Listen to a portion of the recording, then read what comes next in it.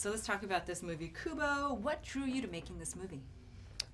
What drew me to making this movie, Kubo and the Two Strings, was the similarities I had with Kubo. Whenever I was offered the part after a couple of auditions, the fact that Kubo has such a great relationship with his mother was sort of something that always drew me to him.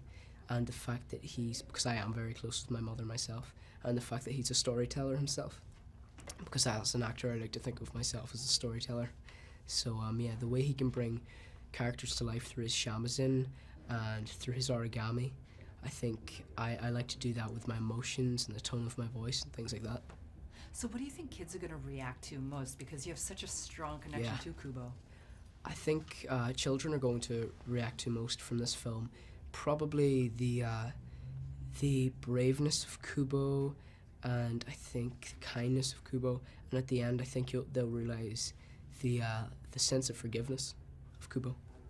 And this is an incredible movie to be your first voiceover film and animation. I mean, you have some amazing co-stars. How was it knowing that your voice would be paired up with Charlize Theron and Matthew McConaughey, amongst other phenomenal co-stars?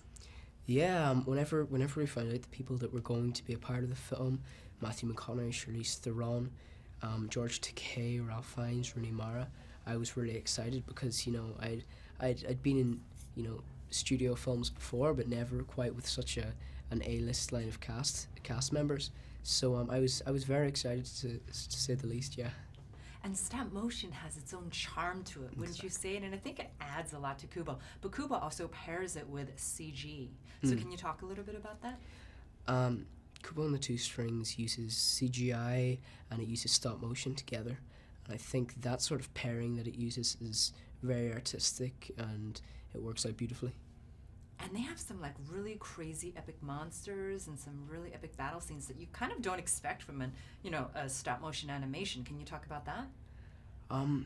Yeah, the battle scenes and the battling with monsters in the film I think is really cool because it throws in so many adventures that Kubo goes through, and it does turn into this epic journey along with this sort of journey of Kubo finding himself and coming of age. And have you seen the movie? I have seen the movie. I really, really enjoyed it. Me and my mum went up to see it a couple of weeks ago in Dublin, and they put on a little screening for us. So I was really, really happy with it, and I had my mum in tears. So, yeah.